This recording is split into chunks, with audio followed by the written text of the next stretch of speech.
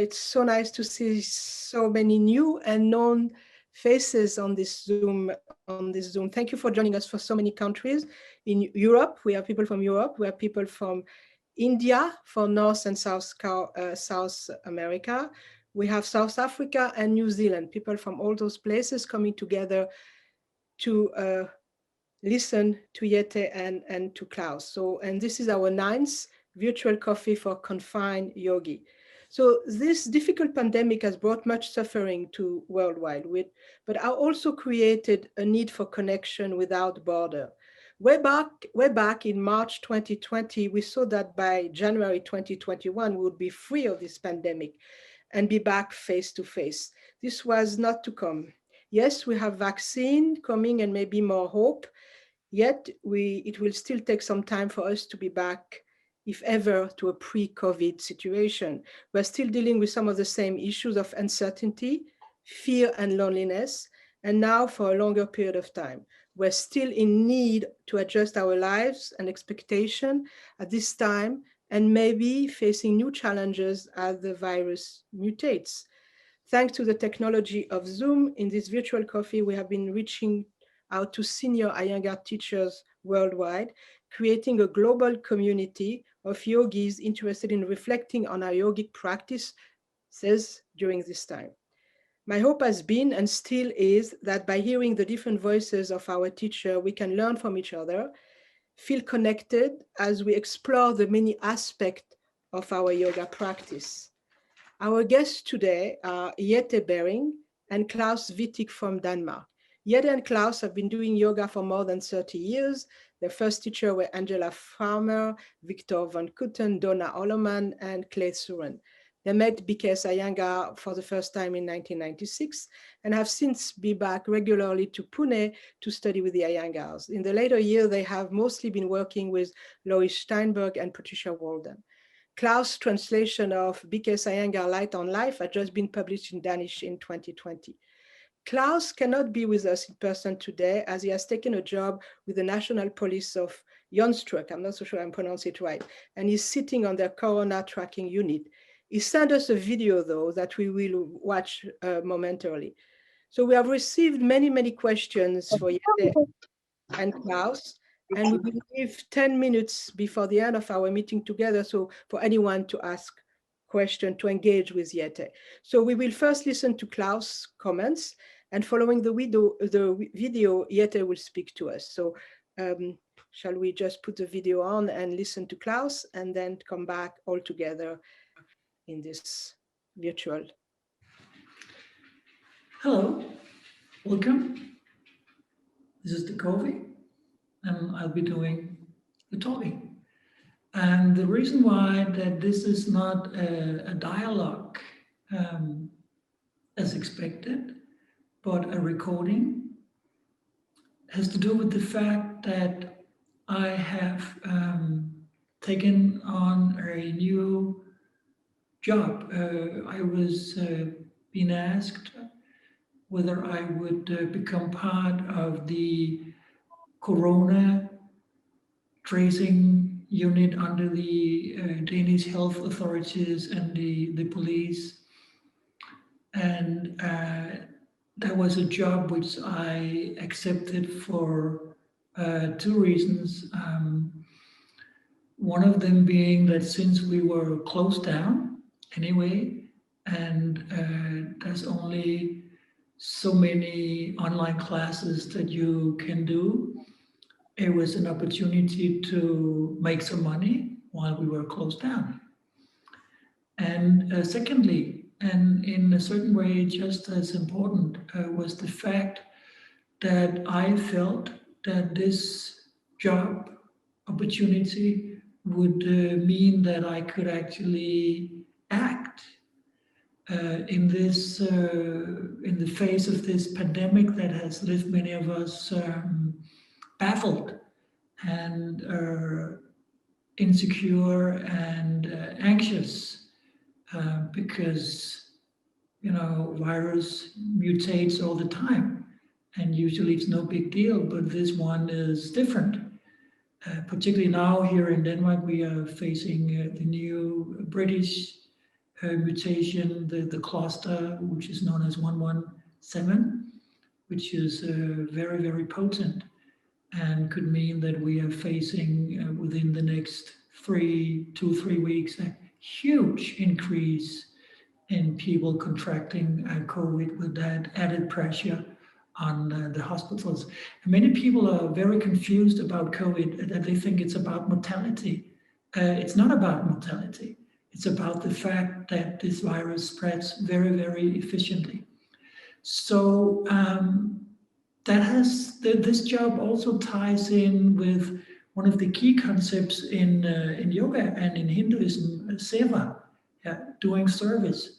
Honoring the fact that we are all part of a community, we are part of a society, we are part of a family. And I work with a huge group.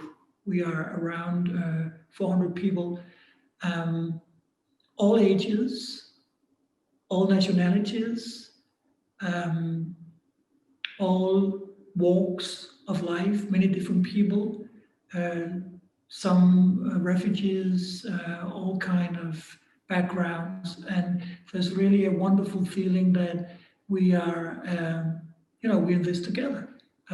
This virus doesn't discriminate between nationality or belief system or anything.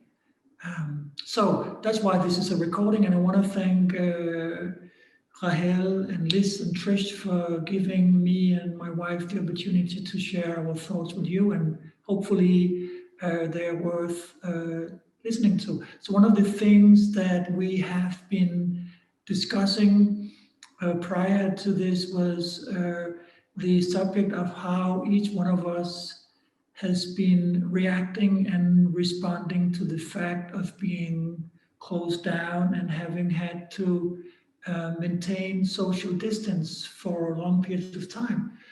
We were first closed down in March, and the word was that we should be closed down for 2 weeks. Yeah, and it ended up being 3 months. So that was a very unusual situation, and my wife and I hadn't had so much time together since we were very, very young. So that was a good thing. We are in a country house, and we are by the very close by the sea and a huge area of forest. So one of the things that happened to me was that pretty much from one day to the next, I completely lost any inclination to practice. I think I felt a little bit like, why on earth practice if, the whole civilization is now going down into the drain with this pandemic. I mean, we didn't know how bad it was. And it could have been much worse than it actually turned out to be. And one of the reasons it didn't get so bad here was because of the very efficient closing down of major parts of our society. So my wife, Jette, she took the lead. She's been teaching basically all the online classes. And fortunate for us, our students have been very willing to embrace that shift in the platform of teaching. So they have been following the online teaching a lot, and that has helped us to maintain some income. We are, of course, making much less money than we usually do, but we're doing okay.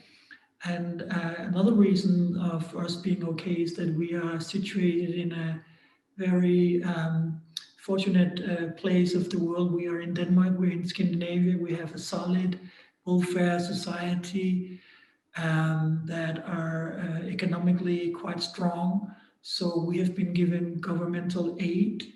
So that has also helped us keeping our heads above water. I feel bad for those of my colleagues in the States and places in Europe that had to close down the business because, the money just wasn't there. We are not in that situation. We were open, we were closed down first 3 months, then we were opened, and then again we had to close down the second time in early December. and we're still closed. Now we are way into January, and we're probably not going to get opened until after Easter.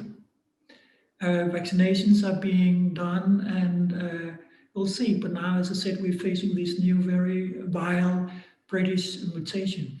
So back on track, I somehow lost interest in practicing, and I tried to push through. I tried to use tapas and, being a good disciplined practitioner, and it didn't work. So what I did was I was doing long walks with our dog.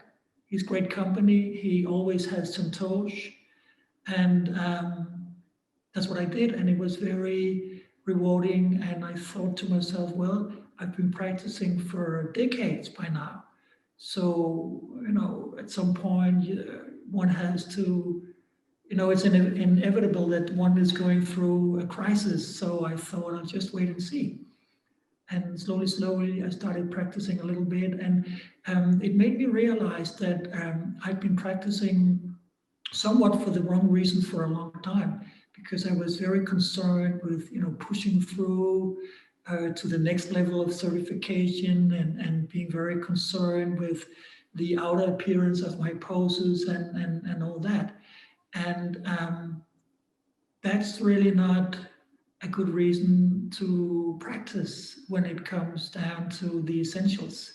One has to practice to gain mental stability and santosh, being content. One of my first teachers said many years ago, when I was very new to yoga, and particularly to the method of Iyengar, he said the danger of practicing yoga, particularly Iyengar yoga, is that you become more sensitive, and you become so sensitive so you're never quite happy,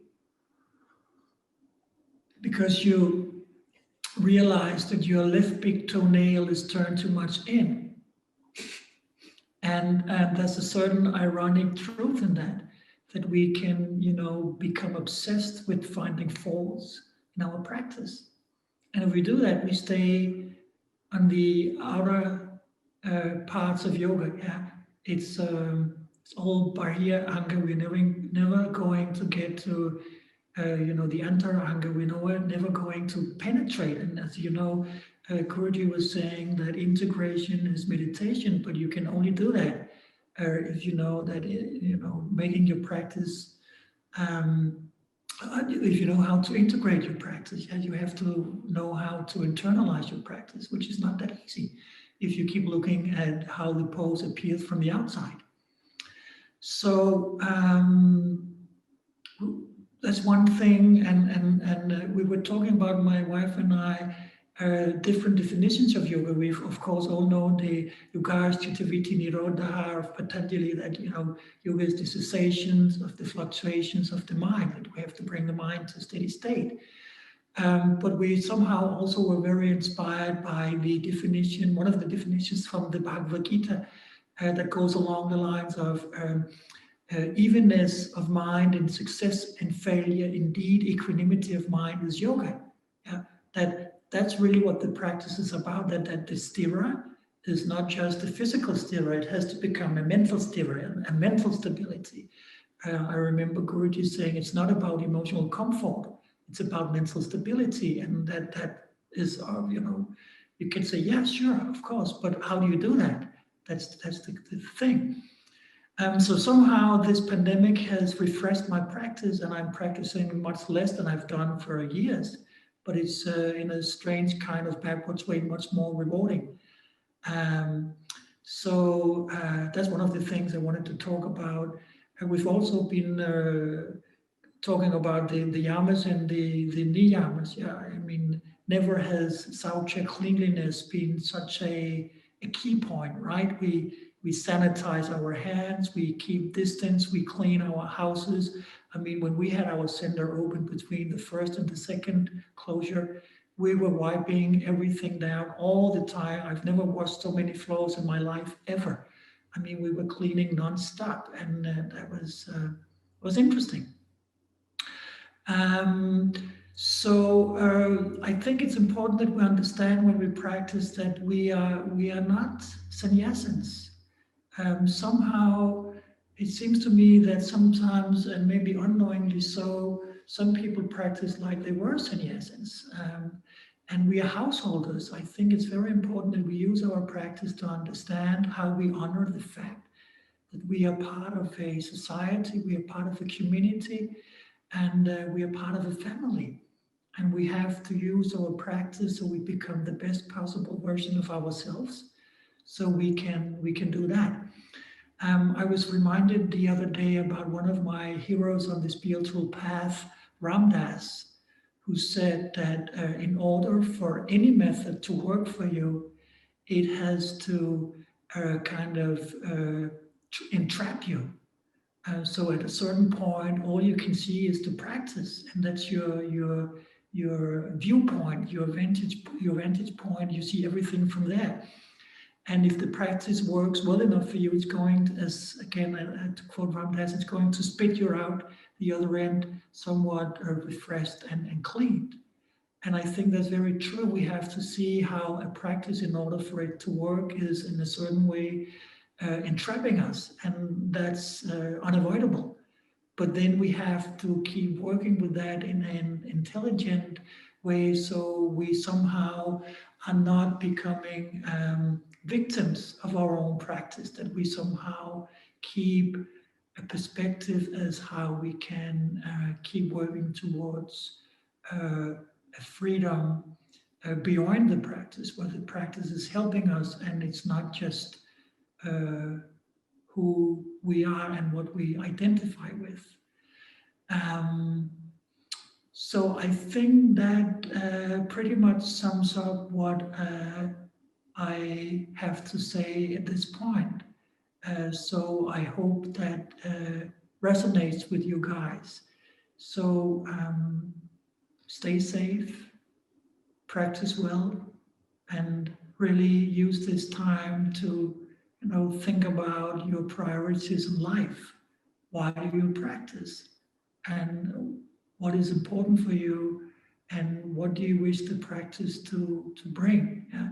And see that we are not, each one of us has to make sure that we're not using the practice as an escape, but on the contrary, that we use the practice to, have this this quality of virya, yeah, that we have to be brave and face life in all its many facets, and it all sometimes can be overwhelming and confusing and intimidating. And we have to use the practice so we keep ourselves steady.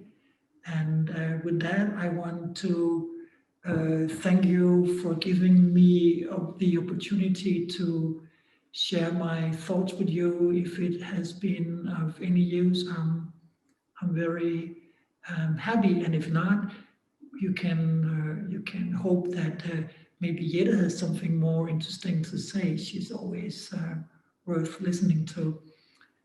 I know that I've known her for many years.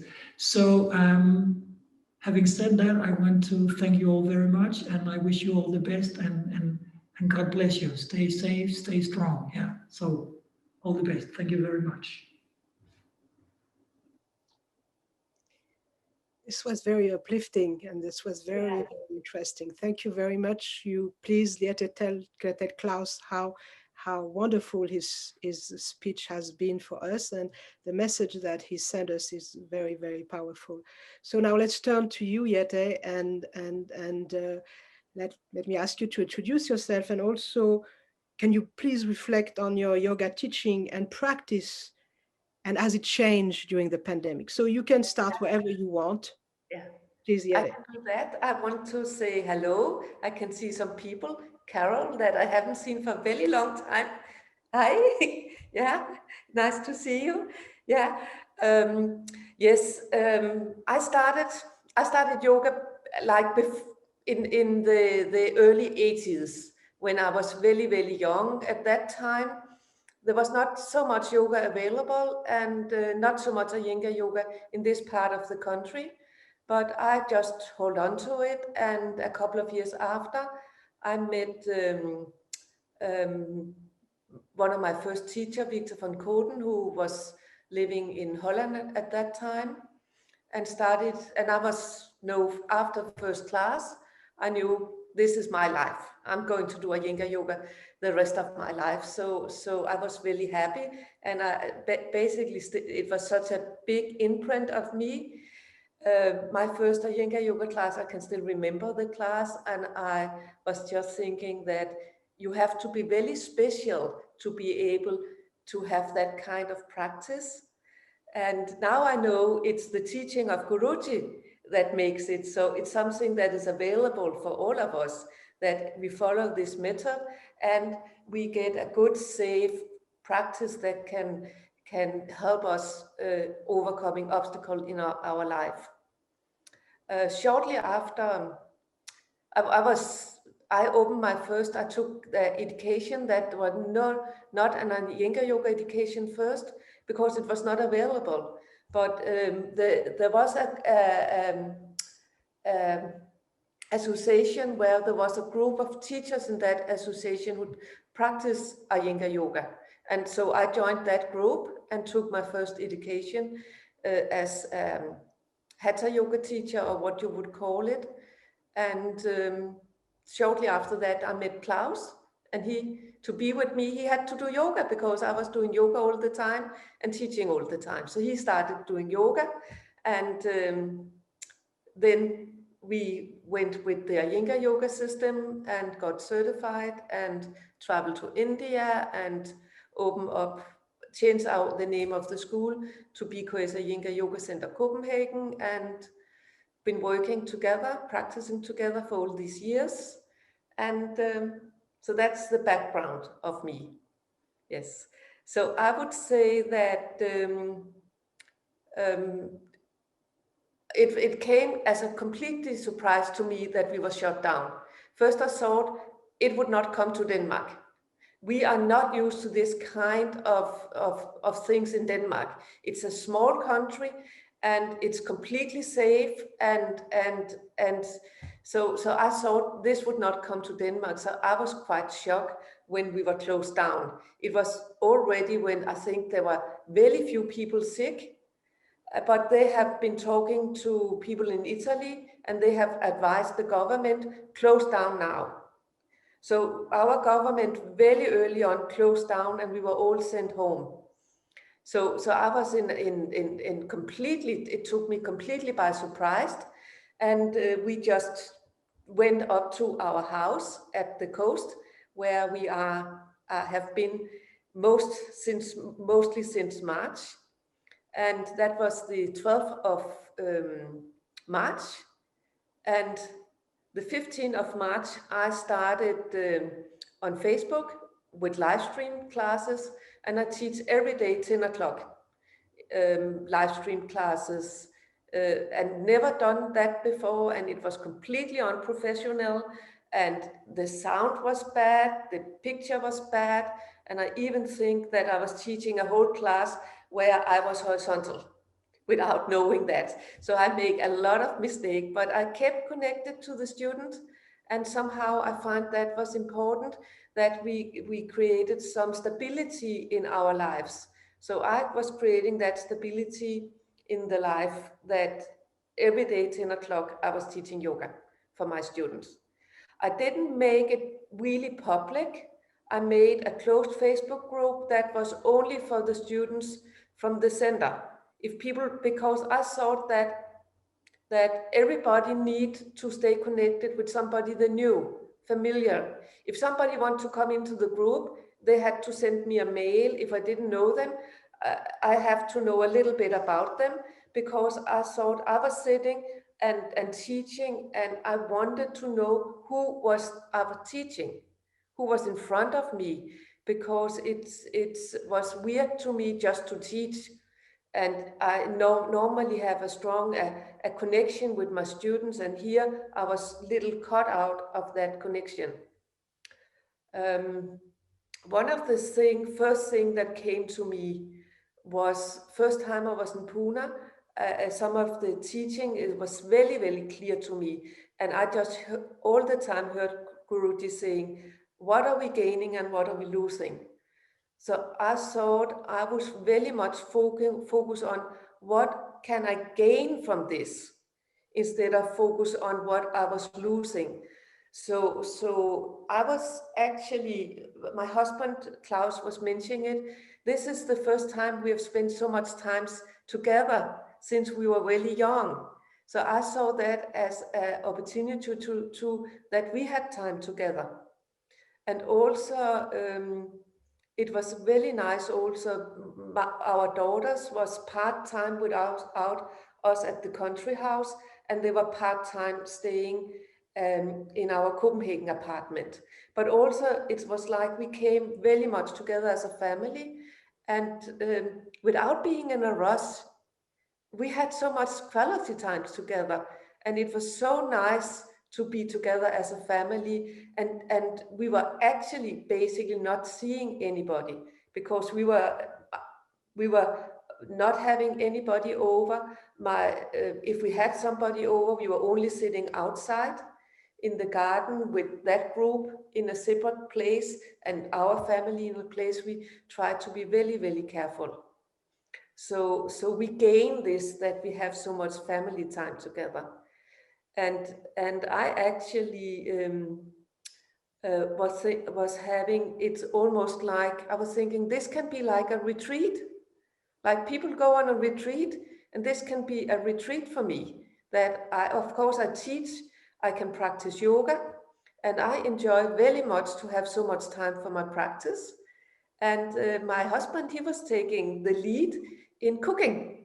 So I was teaching, I was practicing, I was walking at the beach in the forest, and my husband served food for me. So it was in that way, I would say for me personally, staying at home, staying here at the countryside, at the coast, it was a good experience if I could not let myself influence too much of the bad thing about it.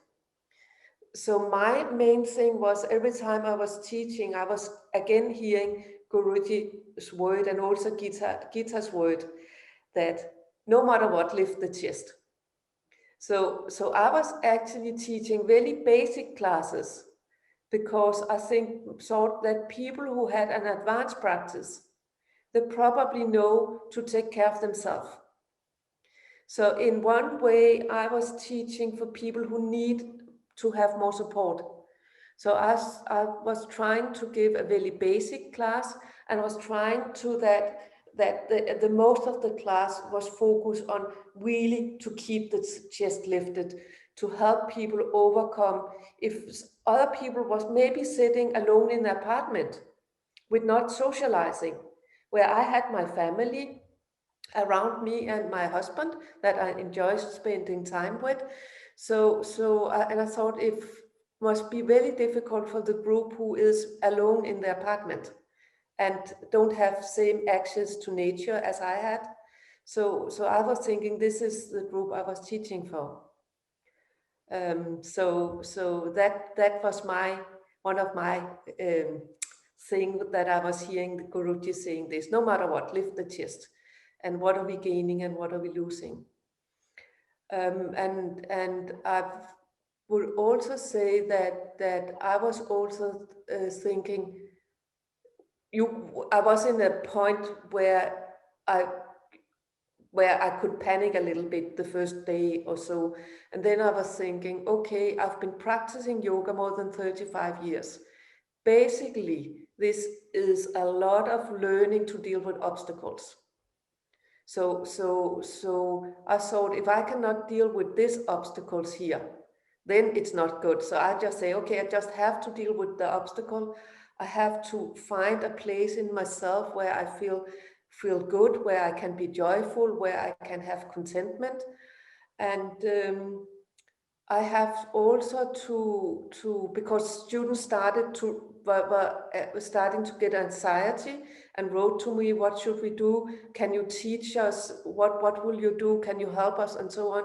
And I just realized I have just to step forward and be a teacher for my students in this time and help them to overcome obstacles. And And I hope it did a little help to them. I thought that was my job. The first like 3 months, the first I think from March to May, it was only on Facebook, and then I missed watching my students, so I had to figure out how to do it with Zoom and how to get proper equipment, because I realized this is not going to end. So we got the online studio set up here, and we started to have regularly online classes. Yes. Yet you talked about the obstacles, so which are really important for all of us in this period.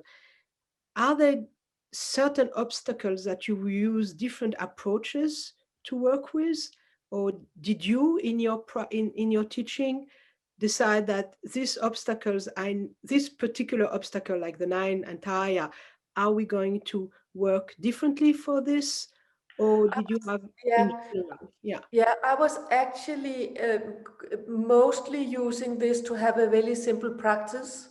Mm-hmm. I was thinking, it's like sometimes when you have a lot of obstacles, if things get too advanced, it's not good. I find that in times of obstacles, simple is good, basic is good. And I was thinking this, that I was teaching the same time a day, 10 o'clock every day, and keeping a very simple practice.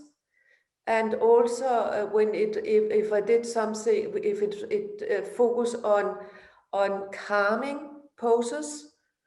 Yeah, and I was actually doing when, for instance, if I was teaching forward bending, I would do it with a chair so that the sternum would stay lifted.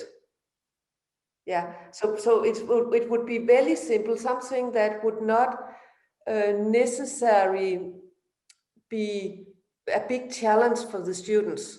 So it was more to help to get some kind of stable practice and focus on the uplifting on the chest. And then I choose a few poses that I knew some of my students have problems with. We are bicyclers and runners, and we are so physically strong in Denmark. Those of you who are not born in Denmark, come to Denmark, you see all these strong people. And that means that some of the yoga poses are very difficult for us, that some other people who, they do it easily. So a pose like Virasana and Supta Virasana is not always easy for us because we have huge leg muscles. So I was thinking, okay, we can take this time, and I was teaching just how to. That was almost in old class. I would do, and I would allow people to do one leg sitting in Virasana, and that we took. And then I also took and said, well, we have to find a good balance. So every day I was basically also teaching Vrikshasana. So I had some poses I more or less was teaching every day, and then people could send messages to me if they have some problems. And then I couldn't see them in the beginning. I knew people said to me, oh, I have this problem. And then I would see if I could take care of that in class. And they could send me messages if there was something they couldn't understand and so on. So that I tried to stay connected.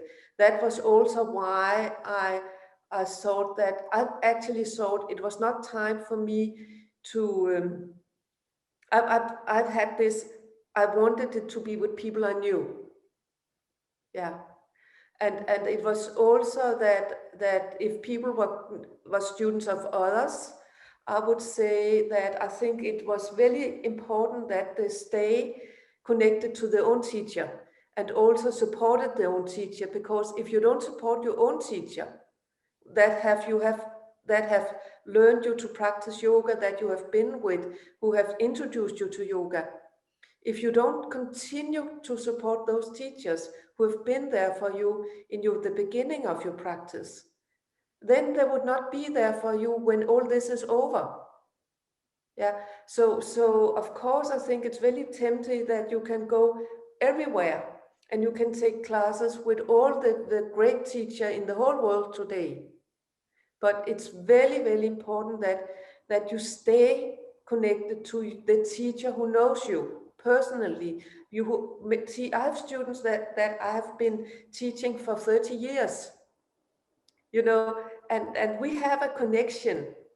Like I have connection to the teacher I have known for many years that you would not get with somebody you meet online. So I think it's very good that you take those classes, but at the same time, stay with the teacher who have been there for you in your whole practice. Stay with them. I think that's important. And I also think this world is so unstable. We don't know the virus. It's so unstable. Some people get sick, some people don't get sick. Some people are together with people who are sick, they don't get it. And other people don't know, they maybe have just passed by somebody who was sick and they get it. So it's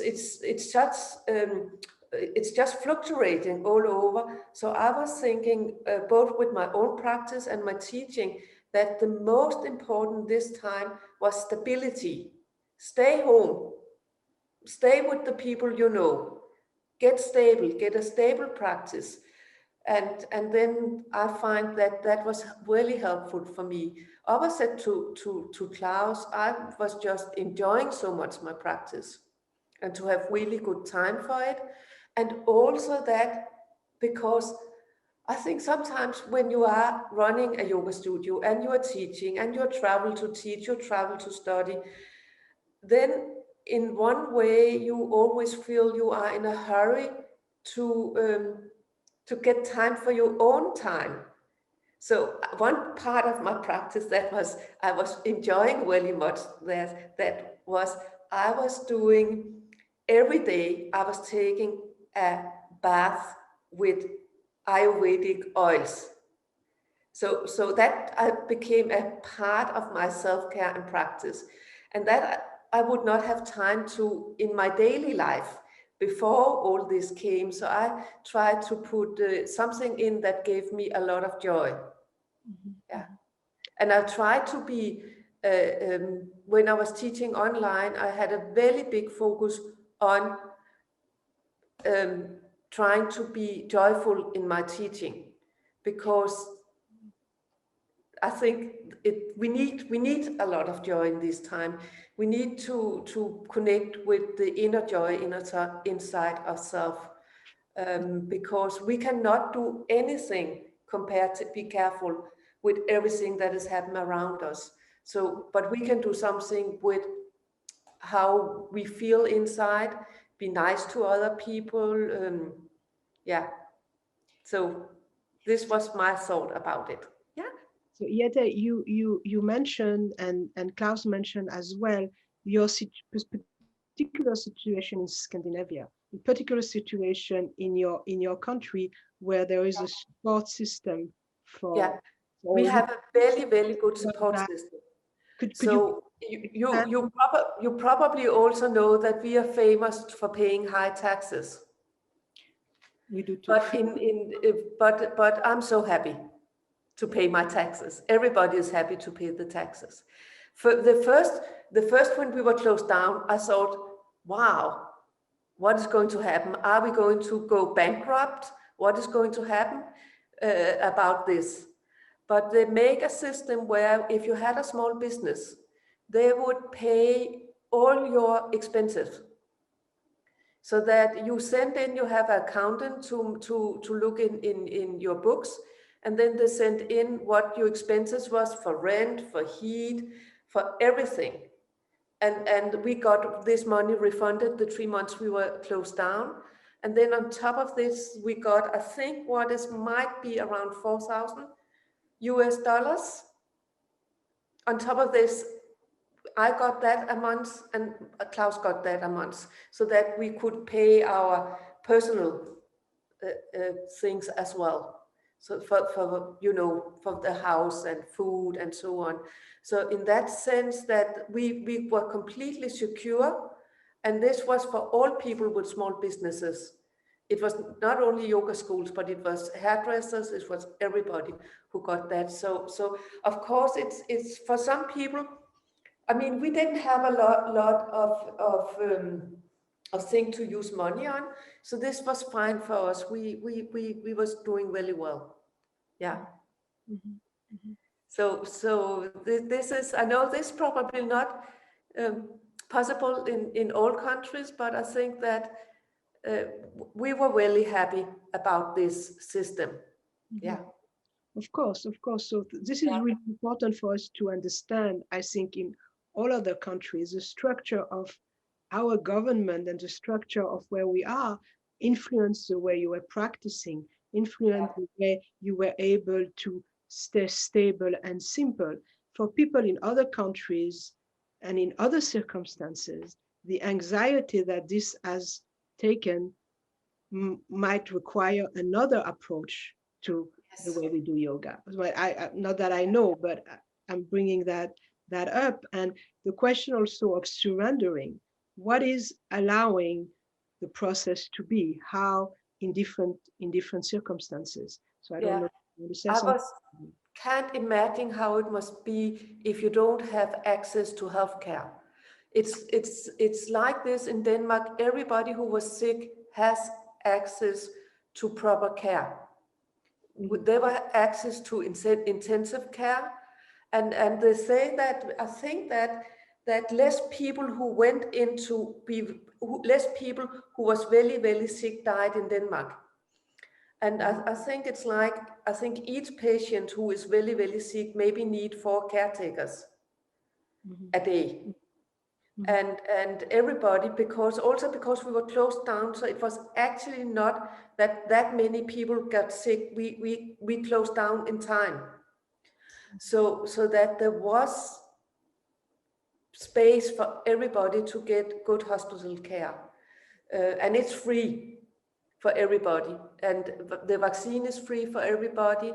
And I guess this is probably the same all over the world, that they would give the vaccine for free. Not I sure. don't know, but I would think that it's in every country's interest that this is possible for the people who want to have it. I don't know, but this was just my guessing, that everybody would say, okay, everybody can get this vaccine. Yeah, but I don't know. You probably know better how it is where you come from. Yeah. So before I open it for people to ask questions, we have had many questions.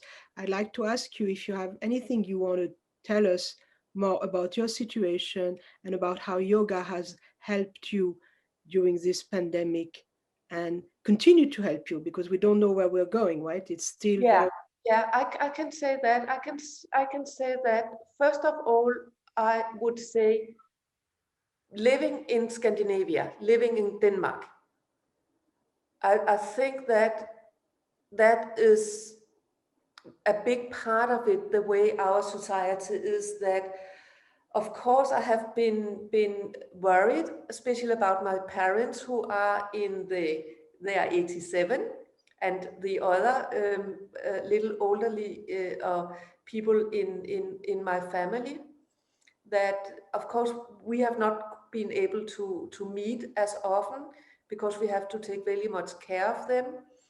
And but I think the first 2-3 days I was like in shock that this could happen to our country. But after that, I would say that I managed to stay in a good place inside myself, due to my practice of yoga. So that I think that all my many years, and also, like, of course I have had other obstacles in my life before, where I have been using yoga to overcome those obstacles. So I think that I knew that, okay, I can use yoga, I can go into my practice, and I can practice in a way where I get into a good space inside myself, where I feel calm, where I have santosh, a good contentment. And first I was just thinking, if 35 or more years of practice don't bring you that, I mean, what is it worth that I have a good backbend if I cannot use my practice to move myself from a bad space into a good space? And I think the focus, I think I use that especially at a certain time where my children we have adopted children from India, twin girls, and one of them was having serious hip problems where we have been a lot in hospital, and she have going through operations and so on. And at that time I was using yoga to overcome these obstacles, because that is serious when you have a kids that are not doing well and are sick and you don't know. And I think because, and of course I have had other obstacles in my life, and I think that that was so it was not new to me to use yoga to overcome obstacles and to bring myself from a situation of panic into a place where I was feeling comfortable and good, and were able to feel joy in it. So I think it's life. I think if I was younger and it would be more difficult, you panic more over obstacles. So I think a life with yoga has prepared me, and also to having to deal with obstacles in my life has prepared me to deal with more obstacles. Yeah. So I think I would say the worst part for me was actually, especially the last months where we were open in the school, that I was responsible for people not getting sick in the school. We have to wash the floor between each classes, wash the wall. Everybody has personal props. So standing at the school, so we were not using common props. And we have to make sure there were not too many people in each room and so on. That I find was stressful.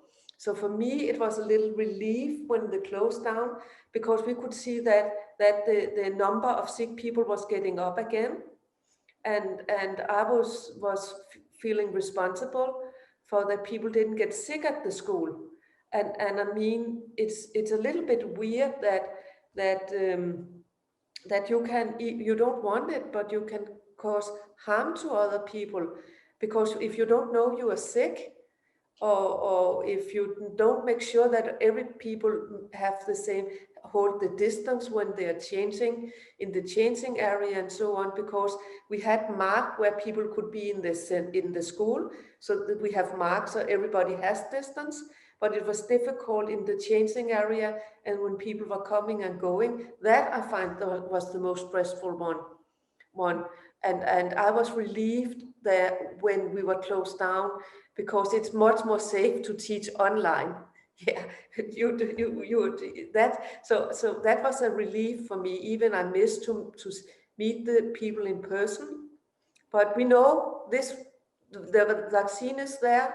We have to be very careful with this new coronavirus that is going on, coming from England, and now also we have one coming from South Africa that is really bad, that also have been found in Denmark. And we just have to really, really be careful and stay safe and hold it, and make sure that we don't cause pain to other people by not holding all the restrictions. Yeah. Thank you. I'm going to open it now for questions. So if anybody has a question, you can unmute, you can lift your virtual hand, and we'll look, because there is a few screens. So Trish and I are going to look at who is lifting their hand, or you can unmute yourself if you want to just go and speak. So please don't be shy. We're all in this together, and we are learning from each other. Is there anybody with a... I remember first time I was teaching an online class. I've never done something like that before. It was scary. Yeah, Yeah, I never thought I would teach online, but now I'm teaching online all the time. Yeah, we learn. All of us are doing this. That's right. Yeah. Anybody want to ask a question? I have some of the questions that people ask on the line. Well, Nancy Preston. Anna, can I ask a question? And Nana, yeah, please do ask your question. Okay. Hi, Jette. I go to your class almost every day online. And you have said to me sometime that there are certain things you see better with us online than you see when we come to the studio. Can you talk about this difference? What is positive about online? Yeah. I have a big screen, and I try to keep my online classes very small, like 8, 10, 12 people. So I have big picture of each of them. And it's when I see each of them, as long as I don't just see an arm or something. So I have to educate the students to where to be in the room and what light to have, and maybe take a curtain if there's sun going in and so on. But if this is in order, it's like when I see on each student, I only see them. So I look picture by picture. So in that way, I see more than sometimes if I have a big class where I have the whole class in front of me. But I think that as soon as the class get over 12, 15 people, it's not, I don't see them as well. Then it's just, then I have to, but when I have a smaller class that I that I prefer to keep my online classes small, then I see them. But if you kind of have 50 people, I would more call it guided practices than teaching. Yes. Yeah. Nancy, thank you, Jette. Nancy, would you like? Yes, hi, thank you. And thank you for being here, both of you. So my question is, with online teaching, it has called to question again this digital divide, that people that don't have access to internet, and also that the difficulties of certain types of equipments. You had just said that you like to keep your classes at 8 people. I know many people have put the screen onto their giant smart TVs so they can see better, right? Living in an apartment where you have small space, it's difficult to set that up, and having the equipment. So there's, all of these obstacles, right? That are real financial obstacles to providing the type of teaching we're used to. Of course, in the Iyengar method, the being able to see your students is so important, and how is what I find the challenge, is to be able to still give that quality of teaching for the students when you can't see as well. And then there's also the issue of people coming in. I teach at a studio that we're working virtually, so I don't really have control of selecting who comes into my class, right? So you get students that are new, and how do we preserve the integrity of the teaching in this method? Yeah, I think that all of us deal with it differently, but the way I have dealt with it is that I kind of basically teach students I know. So I think that you can say that if we go into this is a kind of, I just think that this time needs so much stability. So I think also all what we learn about in yoga is that first we create stability. You can see it in asana practice. The first sutra is talking about asana. Go stiram sukham asanam. Stira first, stability first. And I actually find this practice with one teacher or teacher and I would say that I do my very best if a new students come into me to try to get to know them. And I would say that when I don't have so many students in my online classes, I would say that I get a sense of them, and even as I know I have some students who where I don't see them really well. But, you know, maybe I have known that student for 20 years. I know how they do the pose. I know that they have to take a block in this pose and they don't do it by themselves. So I would more say that it's more this stability that I teach students I know, and I don't make the classes bigger, then I can see them. And I know that somebody, they don't have a, but what I see is the students who take the online classes, they just change the living room after a couple of classes. Then the sofa is away and they have a bigger space. So I would say that most people who hang on to the online classes, they become very well educated online students. Yeah. But my key thing is that I know the students who are in the classes. Yeah. It would be very, very difficult with 30 students I didn't know, or 50 or whatever. I think that I would not teach that. I would not teach that class. Yeah, and it's also very difficult when people don't put their screen on. When people but I think that maybe I don't know what reason it is for it. Yeah. One thing I'm very happy with is that some of my students that have been students like coming once a week for years, suddenly they started to practice yoga every day. And some of the obstacles in the practice, they actually completely transformed the practice, because suddenly they were doing yoga every day. Yeah. So I was really happy with that. And when I met them, when we were opened, I could just see that they had a completely new practice. That would not have happened without this lockdown. Yeah.